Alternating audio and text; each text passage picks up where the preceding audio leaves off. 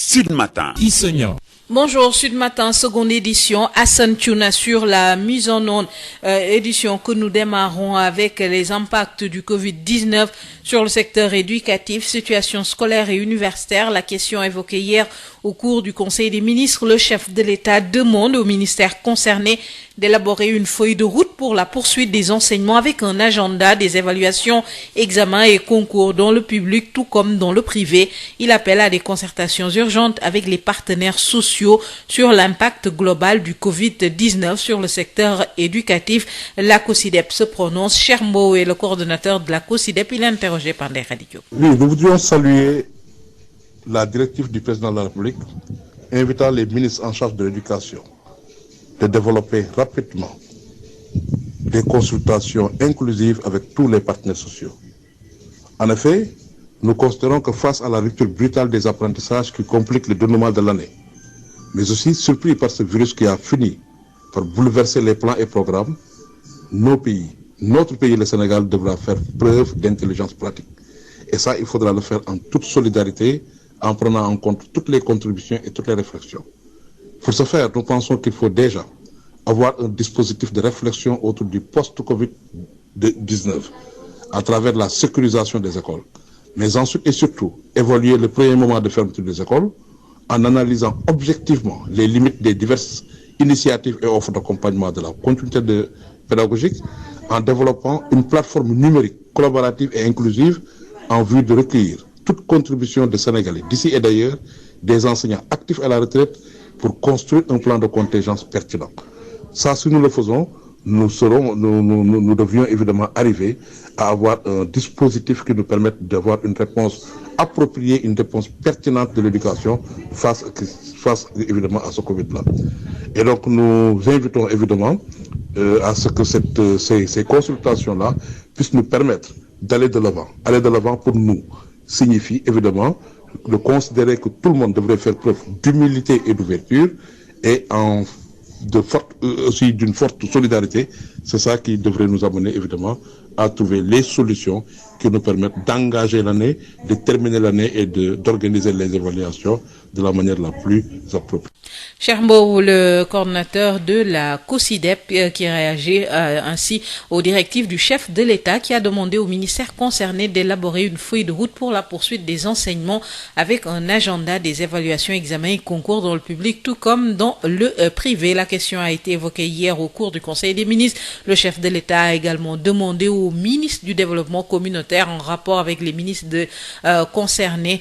Donc il s'agit du ministre des Forces armées et du ministre de l'Intérieur. Tous doivent veiller à l'acheminement rapide à destination à la distribution dans les meilleures conditions par des commissions créées au niveau territorial des dotations alimentaires. L'attribution de marché pour le transport de cette aide alimentaire, l'approvisionnement en riz et denrées, fourniture de gel hydraulique. C'est les mois après les révélations des ministres de la République, des députés cités. La problématique du conflit d'intérêts ainsi est soulevée, exigence de transparence, car les faits sont accablants. Amadou Moustapha Dian. La crise est-elle une aubaine pour certaines personnes? Une question qui mérite d'être posée dans ce contexte sanitaire chargé, doublé d'une situation économique tendue où les citoyens essaient tant bien que mal de survivre et sont exposés à la maladie.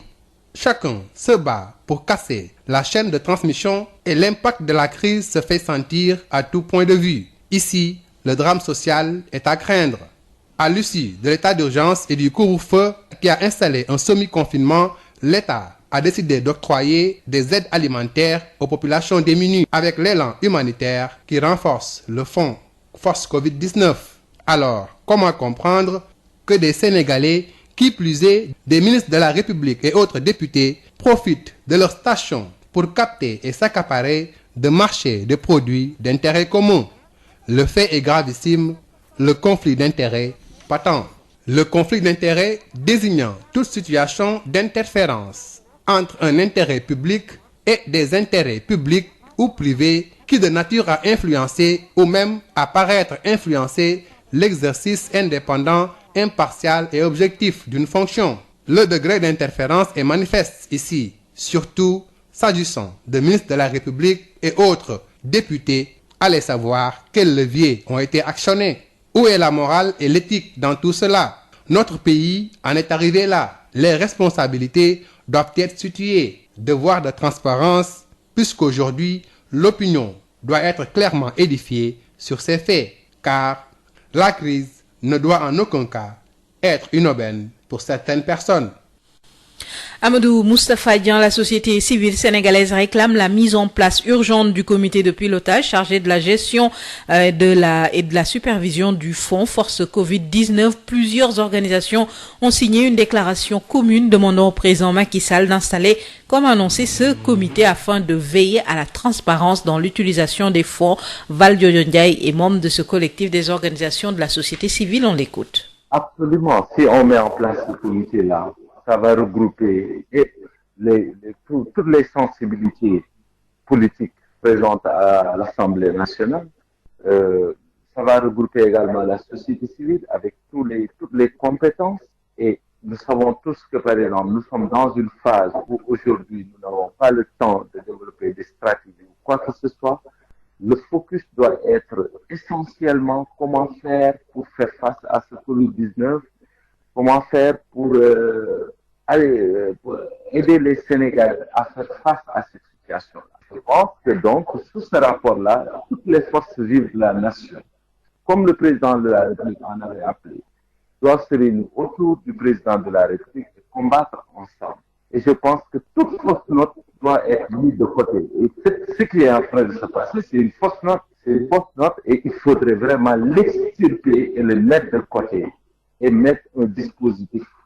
transparent où, par exemple, tout acte qui sera mené, les véritables bénéficiaires vont bénéficier de l'aide, les Sénégalais, des profondeurs. Je pense qu'aujourd'hui, par exemple, franchement, c'est tellement désolant ce qu'on est en train de lire, les informations que nous sommes en train de recevoir, que c'est à la limite même inacceptable. Inacceptable. Vous vous rendez compte, des camionneurs sont venus en tout patriotisme. Ils étaient disposés à accompagner l'État gratuitement. Qu'est-ce que l'État va chercher à payer qui que ce soit? C'est des choses totalement inacceptables et ahurissantes. C'est pour cela, nous, au niveau de la société civile, nous demandons la mise en place de ce comité de pilotage inclusif qui va accompagner la nation sénégalaise, l'État du Sénégal, pour l'atteinte de tous les résultats et qu'il n'y ait pas de discriminés. On n'a pas le temps de faire du business. Il faut arrêter ces histoires-là. Vous venez de suivre la réaction de Valdiodio Ndiaye, membre de la société civile qui réclame la mise en place urgente du comité de pilotage car ces types de malversations financières en ces périodes de lutte contre le Covid-19 sont comparables à des crimes contre l'humanité. Selon Eliman Khan, président de l'ex-Africa, il sera tout à l'heure notre invité. Dans le cadre de la lutte contre le Covid-19 au terminus des bus Tata situés au rond-point Liberté 6, d'importantes mesures sont prises pour barrer la route à la pandémie, réduction des passagers, l'accueil obligatoire avant d'entrer, le respect de la distanciation sociale. Mais les chauffeurs dénoncent la baisse du chiffre d'affaires en cette période. Un reportage de Fatmata Diallo. Terminus des Tata, 6 au rond-point Liberté 6.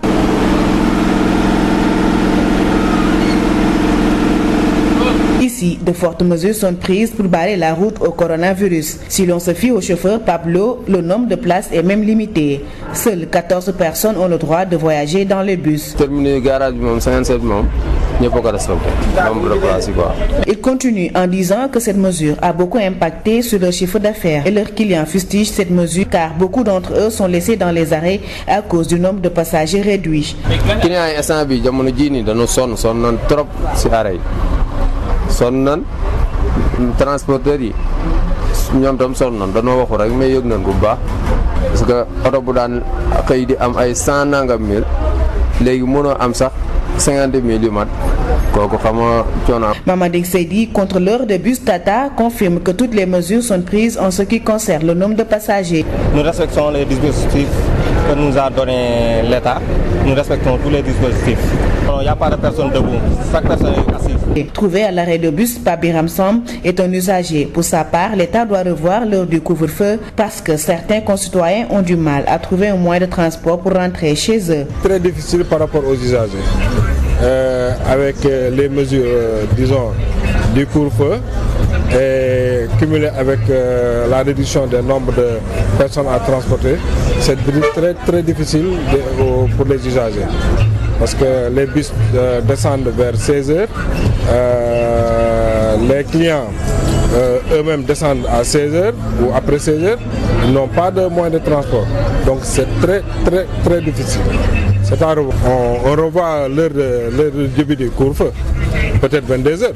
mais à 20h c'est très juste. Dans ce terminus de bus Tata, toutes les mesures sont prises. Les usagers font la queue tout en respectant la distanciation sociale. Fatoumata Diallo, cri de cœur des cochers de Thiès. Ils subissaient également l'impact du Covid-19 avec les restrictions prises par les autorités, des restrictions qui touchent l'hippomobile à Thiès. Les difficultés donc s'ajoutent pour nourrir les équidés avec l'arrêt des activités. Babacar Ndao. La pandémie du Covid-19 n'épargne pas le transport hippomobile. À Thiès, les cochers n'ont plus droit qu'un seul client. Une mesure applicable, certes, mais avec un manque à gagner énorme. El Hadj Amadou Gueye est chargé du programme Yelefou Mala à Thiès. L'arrêté, donc chaque cocher ne devait avoir que 2 clients. Donc actuellement avec donc, les conditions d'isolement, donc ils sont obligés donc d'avoir un seul client. Le secteur hippomobile à Thiès, tributaire du marché central. À 14h, les activités sont à l'arrêt. Du coup, en plus de la baisse des versements quotidiennement réalisés, l'aliment du cheval se complique. D'où ce cri de cœur des acteurs. Le marché ferme 14h, voilà. Ce qui veut dire que donc ceux qui ont 2 chevaux ne pourront pas faire travailler l'autre cheval. Alors que le cheval, donc les chevaux, non seulement donc ils travaillent non seulement pour se nourrir eux-mêmes, c'est le cheval, donc avec les bénéfices, avec ces bénéfices que le propriétaire lui achète de la nourriture, n'est-ce pas, avant même que le propriétaire ne puisse, n'est-ce pas, donc prendre quelque chose pour lui, il doit d'abord donc alimenter, liquider avec ce qu'il gagne, pas facile, voilà. Alors la situation donc ça s'empire de jour en jour effectivement. La question de l'aide alimentaire préoccupe également les hippomobilistes de Thiès qui jusqu'ici n'ont reçu aucune information de la solidarité de l'État.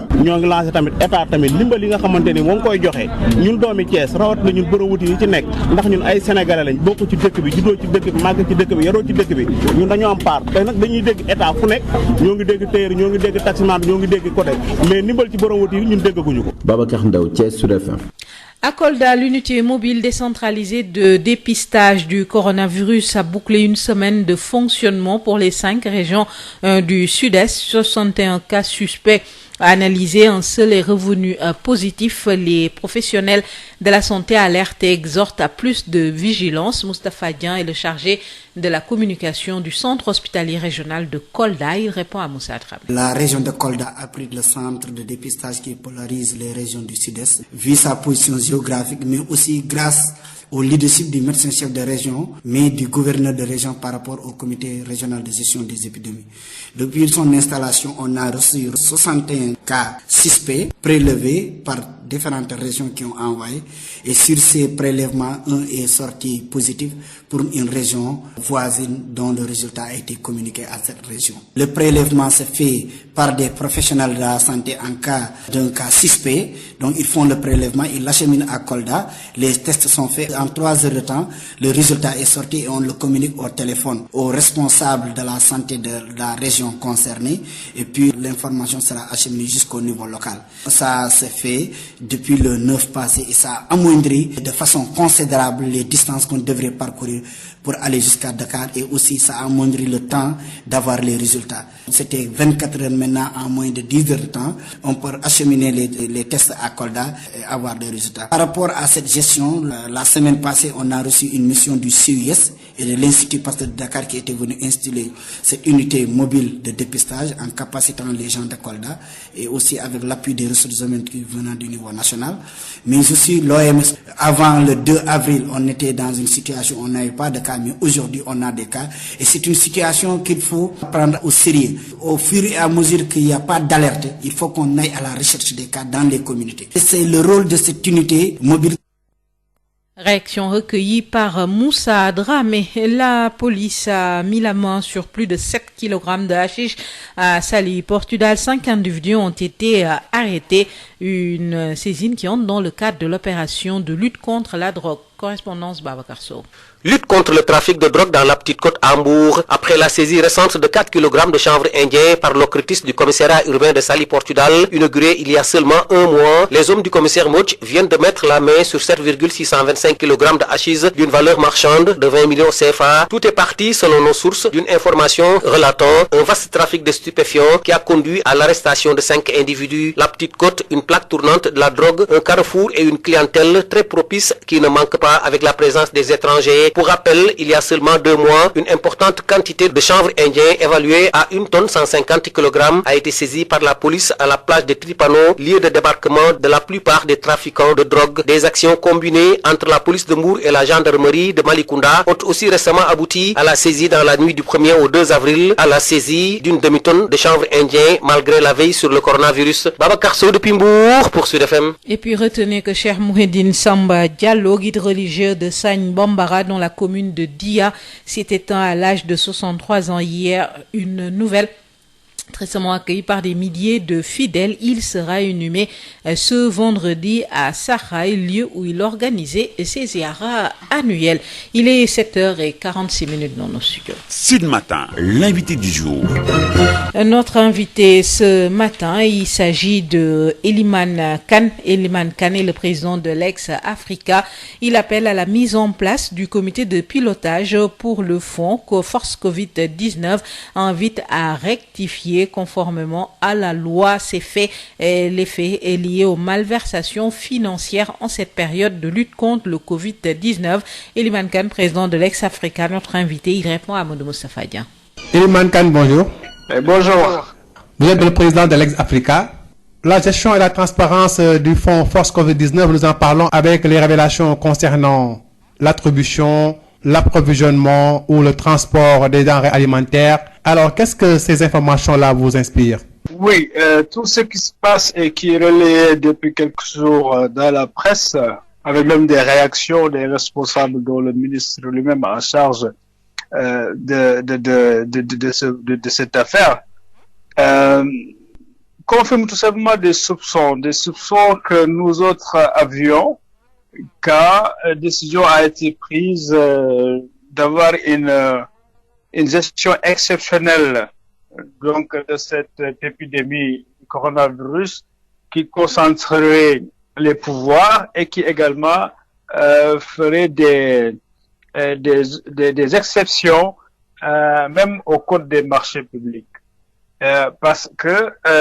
on se rend compte qu'il s'agit quand même de commandes importantes à coût de 69 milliards si on prend la totalité de ce qui est réservé à l'aide humanitaire aux ménages. Et donc, il y a des risques. Il y a des risques parce que c'est une situation corruptogène, on le sait bien, les commandes à ce niveau-là et qui se font en urgence. Et malheureusement, les premières informations que nous avons ne font que confirmer effectivement ces risques-là. Voyez-vous, des questionnements sur même la qualité des entrepreneurs qui ont été à qui on a octroyé ces marchés et des doutes par rapport aux informations qui sont sorties en fait des documents publics et officiels. Également de la position de certains qui manifestement sont à la position de conflit d'intérêts et même d'enfreinte à la loi, parce que voyez-vous, pour le cas de celui qui est député et chef d'entreprise, effectivement, ça pose un problème manifeste parce que la loi, aussi bien par le code électoral que par le règlement intérieur de l'Assemblée nationale, donc défend ce type de contrat d'un député avec l'État. tout simplement. Voilà. Et justement, pourtant, en amont, le président Macky Sall avait annoncé lors de son discours du 3 avril la mise en place d'un comité de pilotage, justement, donc pour veiller à la transparence, mais le comité n'est pas jusqu'à présent installé et les opérations se font. Oui, vous savez, je suis désolé de le dire comme ça, mais nos représentants, surtout les dirigeants politiques, nous ont habitués à des effets d'annonce. Et ils disent des choses, mais dans la pratique, ils font le contraire. Voyez-vous, souvent on dit oui, on va mettre en place les dispositions pour qu'il y ait de la transparence dans la gestion, parce qu'ils savent que c'est cela que le peuple veut entendre. Mais quand on interroge la pratique, on se rend compte que tout simplement, il y a une instrumentalisation de ce discours populiste et que en réalité les gens font ce qu'ils veulent. Et donc il y a ce hiatus, il y a cette amplitude véritable qui existe entre ce qui est dit, le discours, le logos et la pratique, la praxis. Voyez-vous? Et donc si le président avait l'intention de mettre en place un comité de gestion elle a annoncé bien avant, depuis qu'il était en train de faire ses audiences à tout le monde là, à l'époque, pour dire qu'il écoute tout le monde et qu'il veut gérer en écoutant tout le monde. Mais depuis, rien n'est fait. Voyez-vous, on disait que même les acteurs de la société civile et de l'opposition devraient être dans ce comité. Alors, pourquoi donc anticiper et précipiter les commandes à ces montants aussi importants avant de mettre en place ces structures de gouvernance qui devraient permettre tout simplement de s'assurer de la transparence des procédures, mais également de mettre en place le mécanisme qui permettra d'assurer la redevabilité après. Parce qu'il y aura une information suffisamment partagée par des membres qui sont dans un groupe et qui doivent respecter des principes d'éthique, et donc qui pourront rendre compte eux également à la société plus tard. Mais ceci n'est pas fait, et donc on commence à faire des contrats, à faire des décaissements, donc à réaliser tout simplement les activités. Je pense que c'est un sérieux problème qui dénote tout simplement d'un discours qui n'est pas franc véritablement de nos représentants, de la part de nos représentants. Et maintenant, comment corriger? Y a-t-il lieu de revoir ou bien d'installer d'urgence ce comité-là? Oui, mais vous savez, dans ces situations-là, si les gens font ce qu'ils veulent faire, alors ils n'ont qu'à se défendre de leur propre turpitude. Nous autres, ce que nous pouvons faire, c'est tout simplement toujours rappeler et défendre là où se situe l'intérêt des citoyens et l'intérêt commun général. Voyez-vous? Et donc, même s'ils se rattrapent, il va falloir qu'ils mettent à jour par rapport à ces marchés déjà qui ont été concluants, parce que, voyez-vous, ces vivres-là sont en train d'être transférés à l'intérieur du Sénégal, ce qui veut dire que, donc, comme on dit, le coup est déjà parti sur cela, alors ça va servir à quoi de revenir sur ça? Voyez-vous, je pense que il faut, après ceci, qu'il y ait une véritable action de reddition des comptes. Et là, nous attendons, espérons beaucoup quand même du côté des cours de contrôle et de la justice. Parce que tout simplement, si ces gens-là ont fait des malversations et que ça soit avéré, il faut quand même que ça ne passe pas comme lettre morte à la poste, comme c'est l'habitude. Voyez-vous, nous, on savait cela parce que avant que tout ça ne vienne, on a récemment parlé des différents types de rapports, de la Cour des comptes, de l'IGE, de l'OFNAC, etc. Nous savons comment les affaires publiques sont gérées dans ce pays. C'est des malversations tout le temps. Voyez-vous, nous savons aussi comment les autorités, malheureusement, parfois, au lieu de lutter contre l'impunité, ont elles-mêmes des statures qui protègent ceux qui font des malversations. Voyez-vous? Et donc, voilà, il faut accepter cet état de fait. Nous vivons dans un Sénégal qui est comme ça. Et tout simplement, ceux qui peuvent l'arrêter, c'est tout simplement une prise de conscience beaucoup plus large des populations pour qu'elles disent qu'on n'accepte plus que les derniers qui nous intéressent soient gérés de cette façon. Et ce qui est encore plus grave, voyez-vous, c'est dans des situations comme ça, alors où c'est des questions de vie et de mort, qu'il faut agir en urgence. Pour moi, les pratiques d'impunité sont même des crimes contre l'humanité. Voyez-vous, ces gens-là n'écoutent pas ou n'entendent pas. Quand tout le monde se dit qu'en réalité, il nous faut aujourd'hui faire de notre profonde introspection. Il faut que notre façon de faire dans ce monde change. Il faut qu'on revoie nos mœurs. Il faut qu'on développe davantage de valeurs pour une société beaucoup plus solidaire. Mais voyez-vous, ce que nous voyons, tout simplement, c'est en l'encontre de tout ceci. Cela veut dire que les gens ne sont pas prêts à changer véritablement. Et ça, je suis désolé, ça ne mène pas à quelque chose de bien. Merci beaucoup, Eliman Kane. Je rappelle que vous êtes le président de l'Ex-Africa.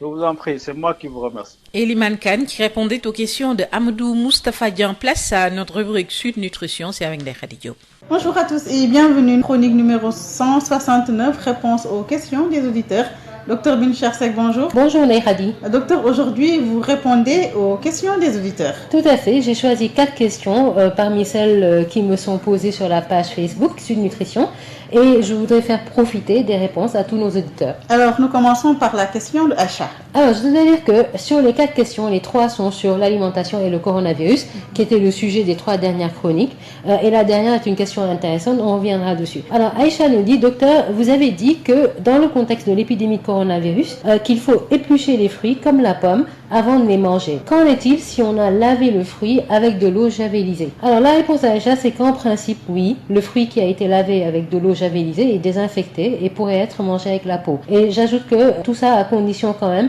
de ne mettre qu'une seule petite goutte d'eau de javel pour beaucoup d'eau. Il ne s'agit pas non plus pour désinfecter de s'empoisonner. Alors dans ce cas, je conseille, si on devait manger avec la peau, de laver le fruit juste avant de le manger. Parce que un fruit qui a été désinfecté, mais ensuite qui séjourne à l'air libre, disons dans une corbeille à fruits et qui a pu être touché par des mains contaminées, en attendant d'être mangé, peut être recontaminé. Dans tous les cas, moi je conseille encore une fois d'éplucher les fruits et les légumes le temps que cette épidémie disparaisse. Alors une autre question similaire, c'est avec Mokhtar qui demande, docteur, vous nous déconseillez en cette période de pandémie et du coronavirus de consommer des crudités et si on utilisait le vinaigre blanc pour désinfecter les légumes, le risque de contamination au Covid-19 serait-il toujours là? Alors, laver et ensuite rincer des légumes avec du vinaigre blanc est une très bonne pratique pour désinfecter. Mais encore faudrait-il que les légumes soient correctement lavés par une personne qui est consciencieuse, qui est fiable. Très souvent,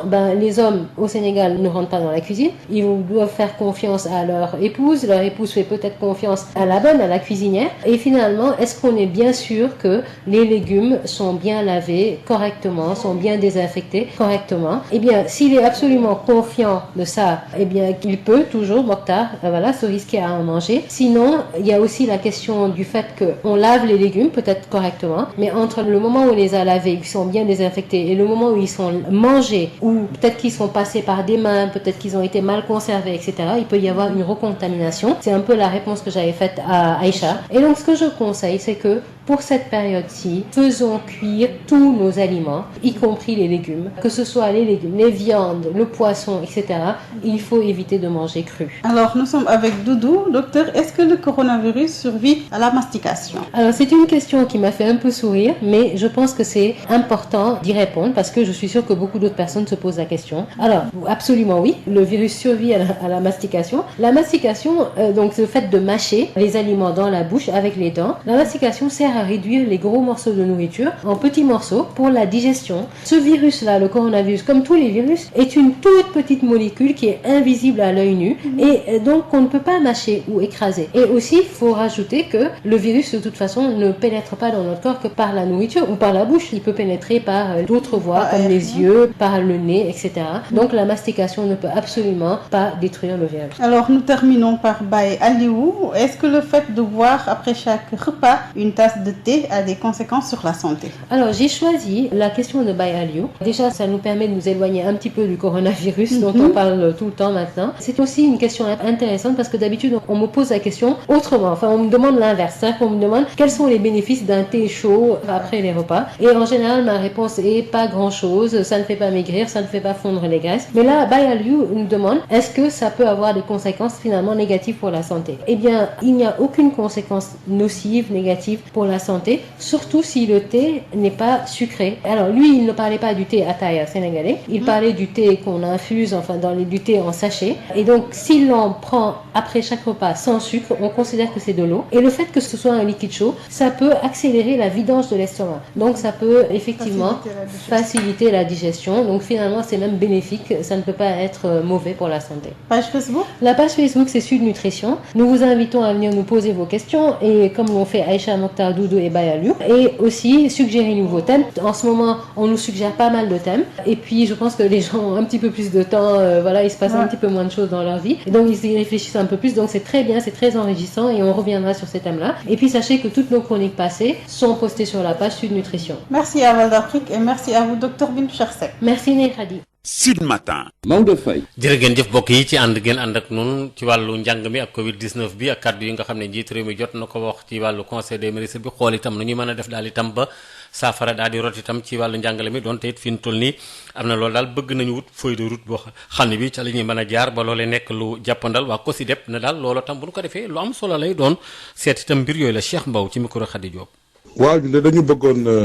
rafetlu li nga xam ne moom la kilifa gi di président de la République jàpp ni tey ñëpp ñi nga xam ne ñoo ngi ministre yi yore éducation nationale war nañoo mën a ubbeeku ak askan wi ndax jàpp nañ ni li nga xam ne mooy li xew muy Covid bi mu nekk loo xam ni kenn kese mënu koo tabax il faut mu nekk loo xam ni ñun ñëpp dañ ciy joxe suñu contribution moo waral ñu jàpp ni benn dana baax ñu toog waxtaan ci pour ñu génnee ci post Covid bi nan la ñuy def ba nga xam ni suñu l'école yi duñ ko sentir ba mu en tout cas nekk ci situation yi nga xam ni du li gën. bu ci topp mooy am nañ fi ñaar fukki fan ak benn yoo xam ni école bi tëjoon na am na fi initiative yu bëri yoo xam ne jël nañ ko fi dana baax ñu tàngat ko jàngat ko ba xam initiative bu ne nan lay mën a yóbbaalee doomu Sénégal yépp bañ a beddi kenn kooku nag buñ ko deful évidemment que dana am ay jafe-jafe bi ci topp mooy gëm nañ ni tey xarale yi yóbbu nañ ñu foo xam ni war nañoo mën a ubbi waxtaan bu yaatu loo xam ne du nekk sax ay toog dajaloo bu nga xam ne dana mën a fexe ba am xalaatu sénégalais yi nekk Sénégal sénégalais yi nekk bitim réew jàngalekat yi nga xam ne ñoo ngi yore CREI ak jàngalekat yi nekk à la retraite loolu mooy waral ñu wane ni évidemment jafe-jafe yi nga xam ne ñoo ngi koy dund tey jii war nañ koo mën a indi saafara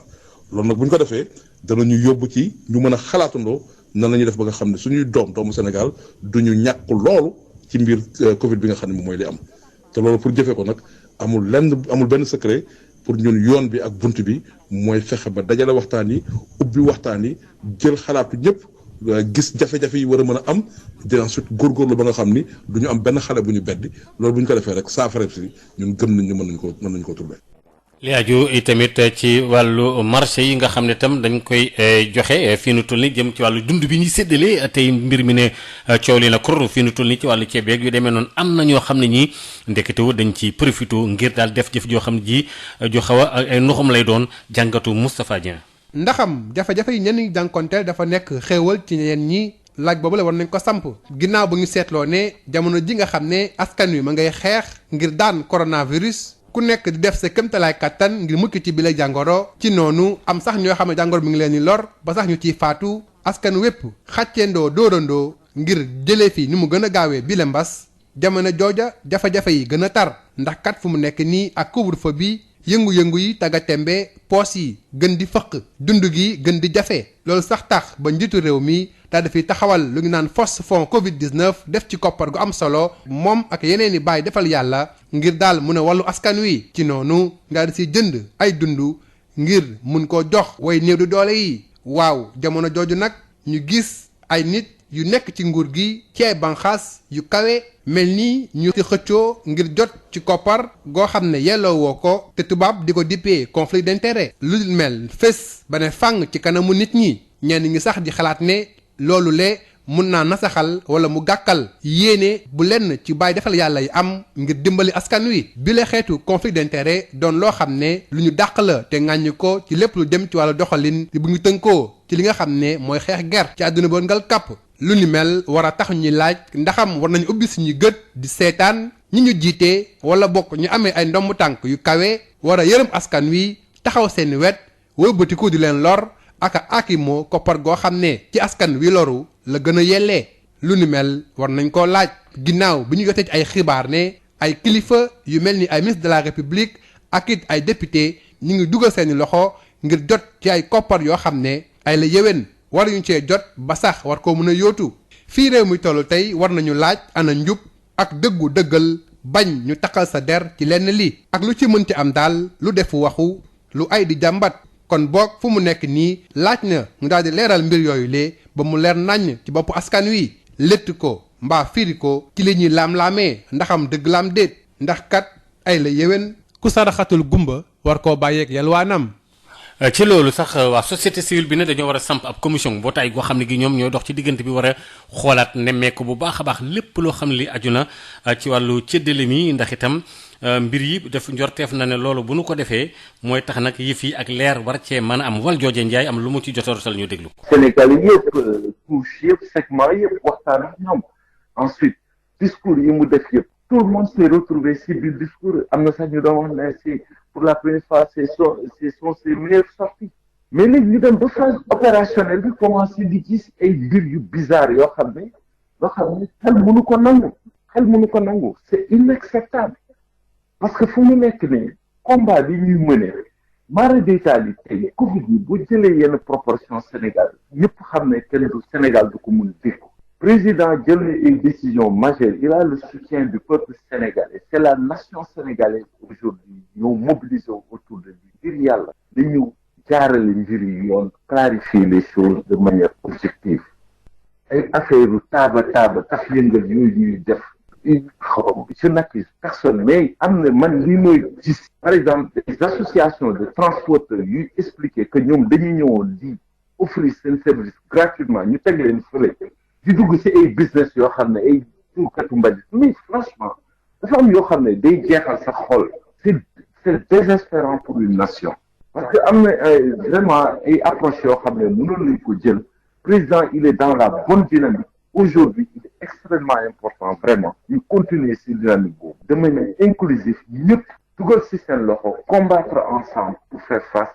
à ce Covid-19 mais absolument moo tax ñu lancer cet appel-là vraiment au président de la pour mu mettre en place ce comité-là vraiment sénégalais yi compétent ñu dugal leen ci waxuma ay ñuy taf yëngal affaire yooyu mais ñu compétent ñu dugal leen ci ñoo xam ne seen compétence kese moo tax ñuy wax ñu dugal leen ci nga xam ne dinañ mun a accompagner état bi ñu def ay résultats yu probants dans tous les segments mi secteur santé ci nu mu tuddati transport logistique santé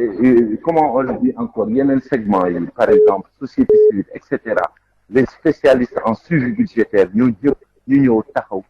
dugal seen loxo ci mbir bi jàppale état bi vraiment ñu atteindre les objectifs et aussi faire face à cette menace réelle contre le Sénégal. li aju itamit ci wàllu coow loolu am ak malversation yi daal noxom gi dugal ci lu ci bokkul ci li nga xam ne moo jëm ci xeex bi ñu xeex Covid 19 bi ngir am ci alal ak yu demee noonu le xeex boobu la ñi ciy dugg ngir am ci dara wala ci ceeb bi wulum ci mën a doon mbokk mi moom wax na ne di Elimane Kane nee na loolu moog ñi nga xam ne dañoo def crime contre l'humanité maanaam daanaka rey ay nit mën nañ koo jàkkaarle mën nañ koo gam-gamleeg noonu moom mu jiite leeg Africa waxtaan ci ak Moustapha Dieng ñu déglu ko. waaw parce que bon liñ jotagum xam laa wax. parce que duñu condamné te affaire bi fasuluñ ko leerul ne dëgg la effectivement ñii def nañu lii waaye en tout cas li nga xam ne moom lañ jot ci information dalu xel dafa tey xel donc loolu wax dëgg fee la jàpp nañ ne gis nga jamono bi nga xam ne nit ñi dañoo sonn nit ñi soxla nekk ci loo xam ne maanaam sax boo leen joxee peut-être ñu naan parce que dañoo mar naan képp ki ci dugal ay mbiru njuuy njaat wala mbiru nu mu tëddee ndax nit ñi pour am ci alal yow li nga def romb na li ñuy wax crime. daañu ko dalalaat léegi sax ci catal xabaar yi moom mooy invité boobu la di Elimane Kane terminus tata yi nekk fële ca Liberté 6 moom jël nañ ci ay matuwaay yu takku raj loo bi amatul dañuy rang léegi itam di am tam ab diggante boo xam ne bi lu mu gàtt dana mat meetar donte sax loolu dana tax nag ñi doon dawal oto yi seen mbir xaw wàcceeku waaye nag mbir yi Covid 19 bee tax Fatoumata Diallo. terminus tata yi ci rond-point Liberté 6.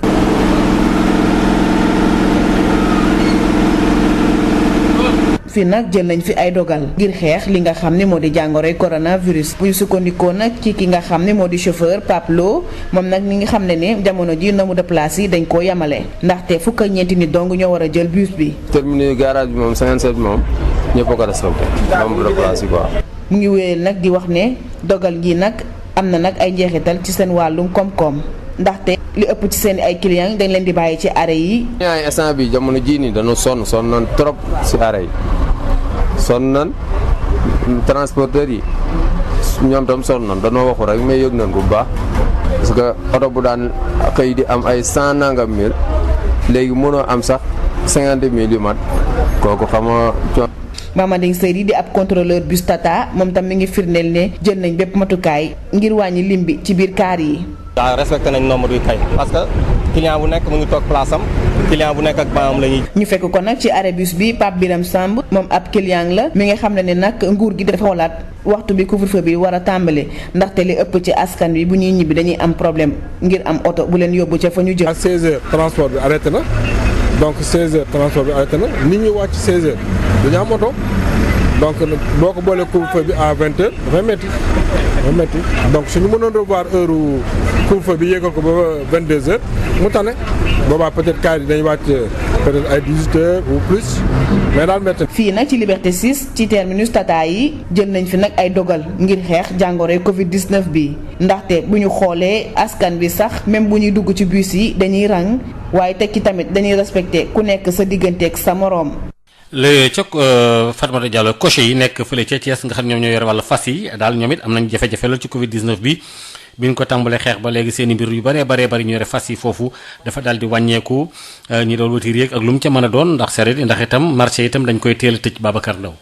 bu dee dawalkatu taxi ak clando yi nekk ci biir Thiès ñaari client lan leen may ak chauffeur bi fekku si ñi nga xamante ne nag ñoom ñooy dawalkatu watiir yi benn client lan leen may Djili Sarr di njiitu cocher yi nekk ci Thiès. ndax ñun watiir yi ñun daan nañ yeb ñetti client ak kii dawal muy ñeent daana doon ak ñaari client kii dawal muy ñett mais dogal bi ñëwee ñun benn client lay yeb ak kii dawal sa la yeb mu daan nekk jeexantal yoo xam métti na trop daal. rax si dolli fii client yi doon fay ñaar fukk wala fanweer tey daanaka ba leen laaj juróom fukk wala juróom benn fukk daanaka jafe na ñu koy fay. paase ndax daa am soppeeku wala. am na soppeeku ndax client yi mën nga ne 80% yi wala 90% yi dañuy dox ndax ñun ñoo ngi bëggee benn client ci 250 wala 300 francs amaan du ñëpp mën nañ ndax client bi ñoo ngi tàmmoon benn paak muy 100 francs te watiir fii ci biir Thiès dafa nekk loo xam dafa am njariñ ci askan wi muy moyen de transport ci commune bi ndax na 100 francs nga daan dem ñu xëy na 250 ngay def wala 300 dina métti ci client bi. secteur hippomobile fii ci Thiès jàpp nañ ne daanaka dafa lëkkaloog marché central seen ay activité ba tax na tisbaar bi marché yi tëj loolee daanaka ñoom it da leen yóbbee tisbaar ñu wàcc mel na ne ku mësaan am ñaari fas benn xëy benn gont daanaka loolu tey jii day am jeexital ci xontub jur gi Djili Sarr. ñoo ngi yoroon ñaari fas doo xëyee benn du ngoon jotee nga daat koy gont mais bi affaire bi ñëwaatee nga xam ne wàccatuñu 4 heures 2 heures fii marché bi daal tëj dañuy wàcc léegi benn fas boobu day mujj miti nga war see doo doon daw maanaam ci journée bi lu mu dee benn 5000 francs ci exemple mënutoo koo daw nga bëgg a génne dund fas ndax repas fi mu toll na seer na dugub seer na. beneen bi ñi yor fas yi daanaka seen lim junneeg lu topp fii si biir Thiès tax nag tey jii ndimbalug nguurub Sénégal googu dégg rek lan si amagum ba fi ñu toll. ñoo ngi lancé tamit état tamit limbal yi nga xamante ni moo ngi koy joxe ñun doomi Thiès rawat na ñun borom wuti yi ci nekk ndax ñun ay sénégalais lañ bokk ci dëkk bi juddoo ci dëkk bi màgg ci dëkk bi yaroo ci dëkk bi ñun dañoo am part te nag dañuy dégg état fu nekk ñoo ngi dégg téer ñoo ngi dégg taximan ñoo ngi dégg côté mais ndimbal ci borom wuti yi ñun déggaguñu ko. Babacar Ndaw Thiès Sud FM. ca Kolda ñi nga xam ne ñoo fa nekk itam di xeex wàllu coronavirus bi ak itam li ñuy def daal di xool yaramu nit ñi dépistage boobu lañ ña nga cee tam lu tolloog juróom benn fukki nit ak benn sax ñun jortoon na yooyu am nañ doomu jàngoro ji kenn rek moo ko ca yor ña nga doon ñaax askan wa nag bu baax a baax ngir ñu gën a mën a fegaru Moustapha Dieng bi ñu dénk wàllu communication ci hôpital boobu la waxtaan na ci ak Moussa Dramé. depuis alxamis bi passé muy jeudi 9 avril Institut Pasteur Dakar lëkkaloog région médicale jaaree ko ci gouverneur de région installé nañ fi benn unité mobile de dépistage. avant loolu képp ku amoon ku yaakaaroon njorto na am nga doomu jàngoro suñ la defee prélèvement dañ koy dugal fii ci ambulance mu dem ba Dakar donc dama doon toog bis 2 jours pour nga am résultat te région yi dañoo xaw a sore Dakar. par rapport ak situation géographique Kolda mais aussi ci leadership gouverneur de région bi nga xam moom moo jiite tey comité régional de gestion des épidémies te médecin chef de région bi di ko ci jàppale ñu ne position géographique bi ak liggéey bi ñuy liggéey ci coordination fii la yeyoo de ce fait nekk na ci digg bi ku jógee Kédougou moo gën Kolda moo la gën a jege Tamba Kolda moo la gën a ja Dakar Ziguinchor ak Sédhiou te biñ ko fi tegee ba léegi juróom benn fukki test ak benn indi nañ ko fi liy jógee Sédhiou yiy jógee Tambacounda ci biir juróom benn fukk ak benn yooyu benn bi moo ci positif te delloo nañ ko région bi nga xam ne ni fa la test boobu jógee woon te loolu dafay dimbale liggéey bi day gën a baral liggéey bi parce que woon jógee fii dem ba Dakar yóbbu test xaar ëllëg sa balaa ngay am résultat mais tey test bi su yegsee dans ñetti waxtu rek nga mën a xam ndax nit ki am na feebar bi mbala amu ko.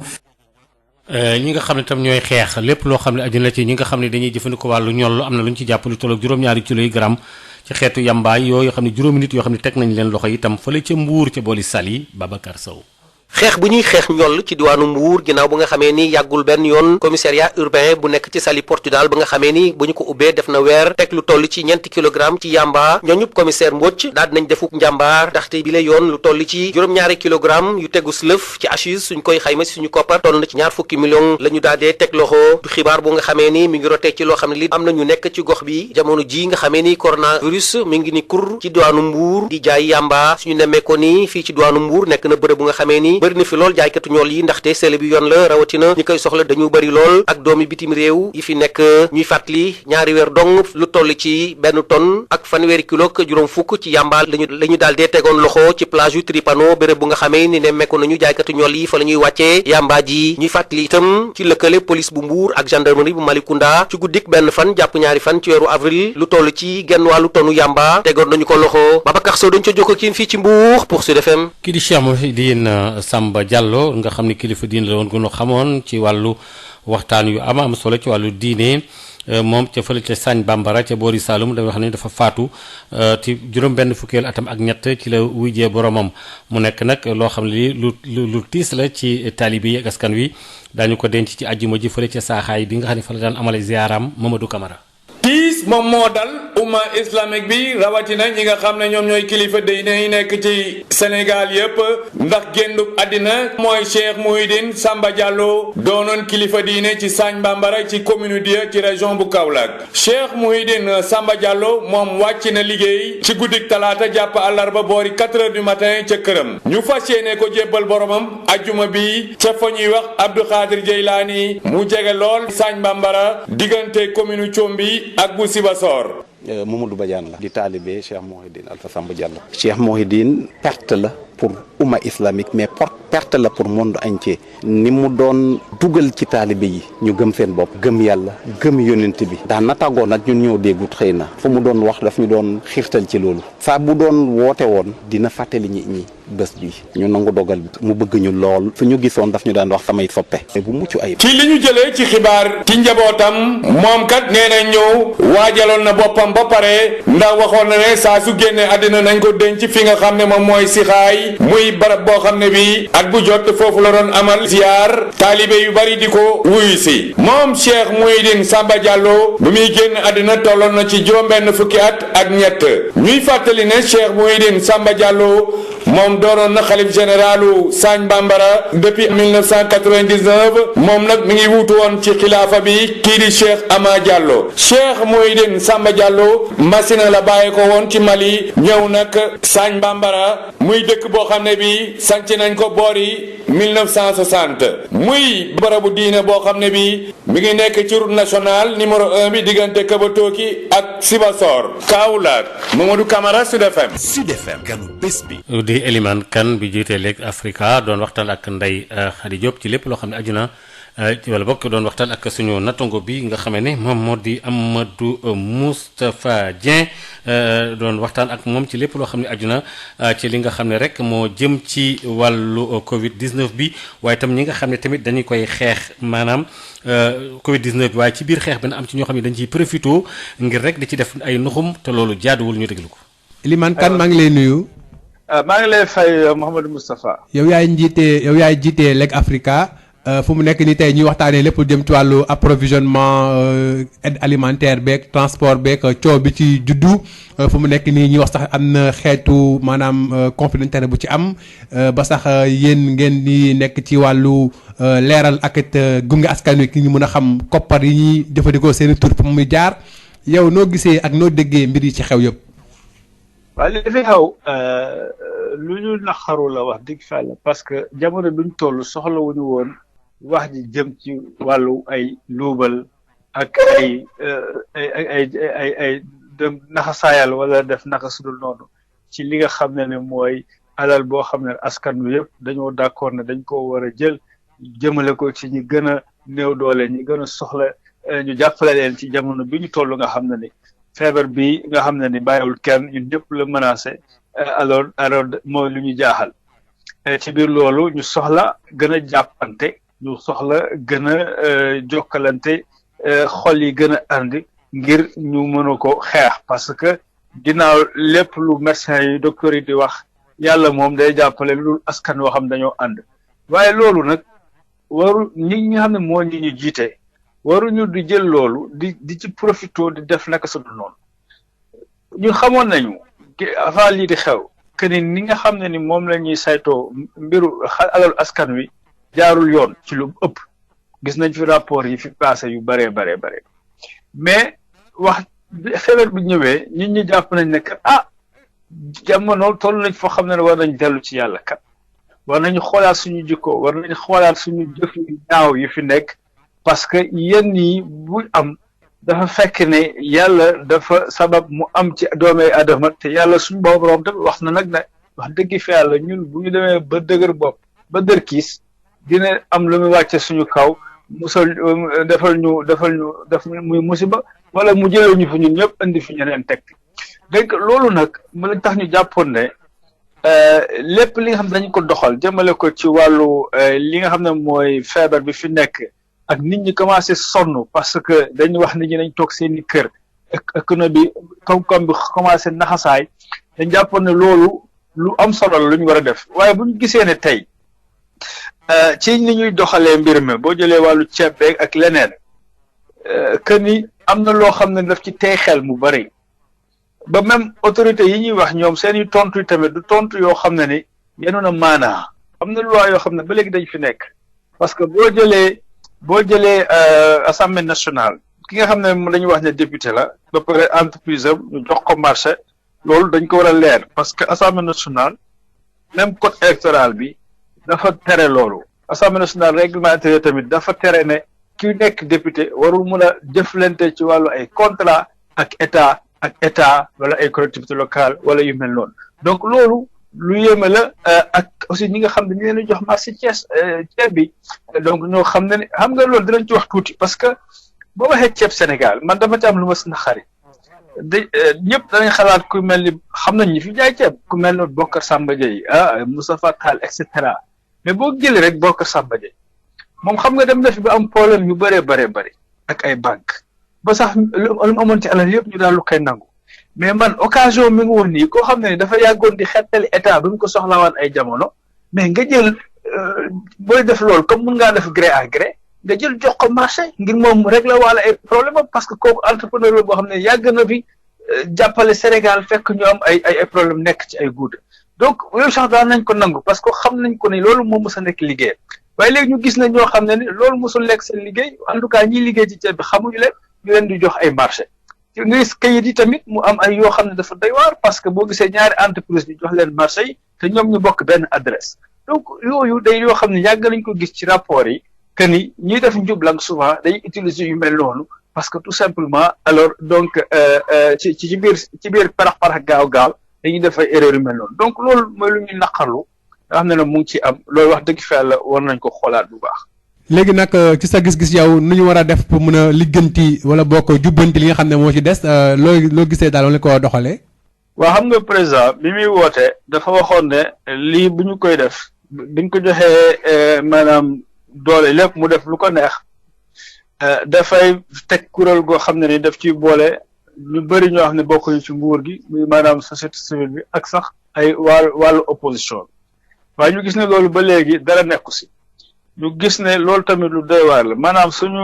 njiit yi dañuy wax loo xam ne ni dafay safaanoo ak seen i jëf dafa mel ni dañuy nax nit ñi di leen tuurlandam ci seen wax et après ñu dem jëf leneen donc gis nañ ne commencé nañ joxe ay marché tegul kuréel googu alors que kuréel googu doon na mën a fexe ba lépp lu ñuy def si biir bu nit naroon def njombe sax am keneen ko ne yéen lii waroo koo def parce que lii moo tax parce que loi bi mayewul lii parce que lii leerul parce que affaire bi et cetera mais loolu boo ko deful nga joxe say marché ay milliards donc dañu naan béy wéy na mbuus léegi comme nan lañ ci mënati loolu kay jàll na li ci mën a am kay mooy bu fekkee ne organe de contrôle yi fi nekk mën nañ def seen liggéey ñëw def ko xool saytu boole firndeel ne ñii lañ def normalul bu boobaa nag fu mbax ne doone benn def liggéeyam parce que loolu amit lu ñuy xaar ci askan wi la parce que fi mu ne nii loolu rek moo ci mën a génne askan wi bu dul loolu war na gaaw de teg commission boobu mais commission boobu dañ ko war a may mu saytu marché yi nga xam ne joxe nañ ko ba pare te marché bu fi jaarul yoon dañ ko war a casser tout simplement bu fekkee am na ndàmpaay yu si am ñu def ko mais ne da mbir mi tegaat yoon parce que mbubboo dimbale nit ñi ba pare di def safaan wi maanaam di luubal seen alal loolu tamit yenn wul maanaa te askan bi mu waruñu mën a nangu lu mel. sa gis-gis xeetu doxalin yu ni mel jamono bi nga xam ne askan wi mi ngi xeex bu baax ngir daan coronavirus da nga gis ne daal crime financier yu mag a mag la. waaw parce que bon liñ jotagum xam laa wax parce que duñu condamné te affaire bi fasuluñ ko leerul ne dëgg la effectivement ñii def nañu lii waaye en tout cas li nga xam ne moom lañ jotee information dalu xel dafa tey xel donc loolu wax dëgg fee la jàpp nañ ne gis nga jamono bi nga xam ne nit ñi dañoo sonn nit ñi soxla nekk ci loo xam ne maanaam sax boo leen joxee petit ñu naan parce que dañoo mar naan képp ki ci dugal ay mbiru njuuy njaat wala mbiru nu mu tëddee ndax nit ñi pour am ci alal yow li nga def romb na li ñuy wax crime contre l'humanité maanaam dafa mel ni àdduna bi yëpp nga teg rey donc loolu nag yaakaar naa ni nit ñi war nañ ko jàpp te jamono ji nga xam ne wax ji yëpp mu ngi jëm te nañ dellu ci yàlla nañ dellu di seetaat suñu bopp nañu bàyyi tooñ yàlla nañ bàyyi tooñ suñu ay moroom jamono yooyu bu fekkee am na nit ñoo xam ne dañuy continuer di ci profité waale pour di am seen alal bopp wala defaru ci wàllu politique wala yu mel noonu yaakaar naa ne ñooñu comprendre guñ dëggantaan taxawaay bi nga xam ne moo war a nekk taxawaayu bépp ku nekk ci askan wi parce que suñu moyal day gën a néew gis nga buñu jegee génnee ci feebar bi ci la ñuy gën a sonn parce que gis nga léegi ni économie bi doxul état bi lu ma doon am pour def ci gafakaam dootu ko am mais état bi mu ngi nii di lebbiwaat encore alal boo xam ne ni alors pour mu génnaat ci ñi koy leb dañuy ñëw après bu toog waaw léegi yow sa économie daanu na léegi yow foog ñu tegal la lu mel ne ay politique ajustement structurel yi fi amoon yu mel noonu ñoo fi ñëwaat te loolu dina am ab diir yàgg fi donc askan wi dafa dugg fi mu toll nii ci ay jafe-jafe yoo xam ne duñ ci gaaw a génn donc lépp lu ñu am as tuut dañ ko war a yor bu am njëriñ yor bu xam ne sell na ngir yàlla mun ñu dimbale ñu gaaw génn ci suñu bopp. Elimane Kane maa ngi sant di la gërëm. waaw jërëjëf Moussa Ba. Habsa Elimane Wane. asalaamaaleykum dal leen ak jàmm. li gën a fës ci ëttu yéenekaay yi dañu koy door ak waa Sud Quotidien tey ci seen xët bu njëkk ñu bind ci ne ci diggante nguur gi askan wi ak ci doxalin ni lenn lañ ci war a jiital mooy fexe ba yemale wala boog tolloole ëttu yéenekaay bu groupe Sud Communication di ñu xamal ne ginnaaw gi ñuy siiwalee askan wi nga xam ne ci commune yi ñoom ñoo war a jot dund gi nga xam ne moom la nguur gi jël ngir jàppale leen ginnaaw mbas mi am ci suñu réew ca ginnaaw ga it dund googule door di dem ci askan woowule waa Sud Quotidien di ñu xamal ne ay kàddu yu bëri daal jëm nañ ci li ko waral mooy ñu bëri ci ñoom daal dañoo ragal ne ay junni njël yoo xam ne bu ñu moyul daal ki séddale dund gile naruñ caa jot loolu yóbbee suñu naataangoo yi di laaj ndax tuuxi doona yi nga xam ne moom lañ nemmeeku woon ginnaaw bi ñu doon yóbbu ci askan wi boobule dund du law ba ci séddale gi Talla Sylla jaraaf bu Thiès li ko soxal mooy ñu fexe ba indi ci ay coppite ci jamono jooju nag maire bu Bignona di Mamadou Lamine Keita xam la ne am na yeneen recensement di ay lim yu yees yiñ ca nar a yokk ci fàttali nag njël yi nga xam ne ñoom lañ war a jagleel bi la dund nag ministre bi ñu dénk tolloole ak yemale ci askan wi di Mansour Faye dinañ leen jagleel téeméeri junni tonne yu teg ñeent fukk ak benn ci juróomi téeméeri commune ak juróom fukk ak ñett yi nekk ci Sénégal ñoom ñëpp ca la ñu bokk ñu wax ba tey ci wàllu séddaleem boobule dund rawatina ceeb bi ki nga xam ne day jële boobule ceeb ci biti réew di Moustapha Tall daa jaaxle lool te ñaawlu na mbiri bu baax a baax ci biir Sud Quotidien li ko métti mooy doxalinu ministre bi di Mansour Faye coow li nga xam ne ñu ngi koy ruumandaat ci wàllu luubal jëm ci wàllu transport bi ak séddale boobu dund ci askan wi nag ñor na lool société civile bi ci biir Sud Quotidien joxe nañ daal seen xalaat ngir séddale boobule mën a jaar yoon Mansour Faye takk na rip ci mbirum ceeb boobule waa Dakar Times ñoo gisee ni mel ñu dellu si bu baax a baax ci nit ñi doon joxe mbir yi te jaarul si yoon bu ñu sukkandikoo ci ñoom rawatina ci njëndum ceeb bi ak it ci tànneefu ñi ko war a yóbbu ci askan wi Mansour Faye dañuy des ak moom ak waa Laas dine Mansour daal ay mbiram war nañ ko xoolaat bu baax a baax jëmale ci wàllu séddaleeb dund gi ci Sénégal Mansour Faye daal ñu ngi koy bàyyi gët bu baax a baax ndax liñ koy waxal am na déet ak lu mën a am kii di Mansour Faye war na fexe ba li nga xam ne moom lañ ko dénk mu fexe ba am ci ndam ngir coono ak jéego yi nga xam ne moom la ci nguur gi def mu bañ a niil looloo tax waa Grand Place ne coow li tuuxi duuna ak lu ba li ñuy tudd ci mbir mi daal doy na waar ñu wax nag jëmale ci tolluwaayu mbas mi ci suñu réew ak ñetti téeméer ak fukk ak ñeenti cas yi nga xam ne ñoo ko amee. mbas mi law na ci ay quartier yu bëri ci biir Ndakaaru bu ñu sukkandikoo ci Soleil. Les Échos ñoom di xamle ne mbir yi nag fi mu toll nii mi ngi jéggi dayoo ndax Dakar ak Louga mbas mi fës na fa lool tëjum frontière yi ñu amaloon dañu koy wéyandil ba ci fanweeri fan ak benn ci weeru mai bi ñu jëm ca Yëmbal nag moom waa 24 heures di ñu xamal ne mbas mi moom fi mu nekkoon bougé wu fa meetar ndax nemmeeku nañ fa juróom benn cas yu yees te it fukki doomi aadama ak ñett ñoo amee coronavirus bi foofulee ci xeex bi nga xam ne moom la ñuy xeex Covid 19 nag waa Tribune di ñu xamal ne ñetti junni doomi aadama ñoom la ñuy saytu bu baax a baax seen yaram tere leen dem ak dikk bu ñu sukkandikoo ci ki nga xam ne moom lañ dénk wàllu action sociale di Aram Top Sène nee na lim bi mi ngi ci 2 junni ak juróom-ñeenti téeméer ak juróom-benn fukk ak benn. Libération moom jox kàddu professeur Moussa Seydi jiite service maladie infectieuse bu hôpital bu Fann ñu waxtaaneek moom ci confinement muy tere askan wi génn law bi nga xam ne moom wàllante ci biir askan wi di law waxtaane it ñi nga xam ne ñu ngi wér ci boobule jàngoro tere yenn ci askan wi ñu génn seen kër am na solo lool wante li gën nag mooy ñëpp ci askan wi di sol seeni masque Macky Sall li ko soxal mooy wàllu ñi nga xam ne ñooy locataires yi ak ñi leb ci biir banque yi loolu mën nañ ko jàng ci biir Les Échos dàq locataires yooyu dàq nañu ko ba beneen jamono te it ay waxtaan ñu ngi koy amal ci banque yi ngir képp koo xam ne app bi nga waroon fay sa bor dafa jot ñu yokkal la ko ba tey ci conseil des ministres Macky Sall mi ngi laaj nga xam ne ñooy toppatoo mbir mi ñu fexe ba wax ko lu leer ci wéyandil njàng meeg njàngale mi ci mim réew bu ñu sukkandikoo ci Le Soleil sekk waxtaan bu yaatoo yaatu ak njiitu réewu Congo di Sassou Nguesso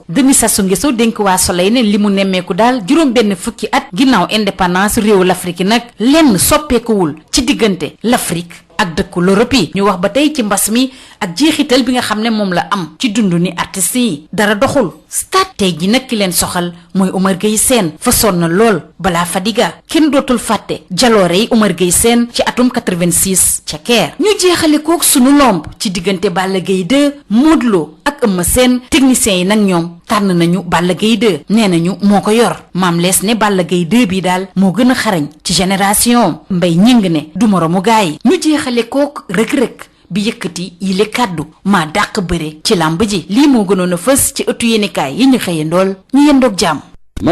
jërëjëf Assane Thioune mbokk yi kon foofu la xabaar yi bu rek ñu leen di ñaanal jàmm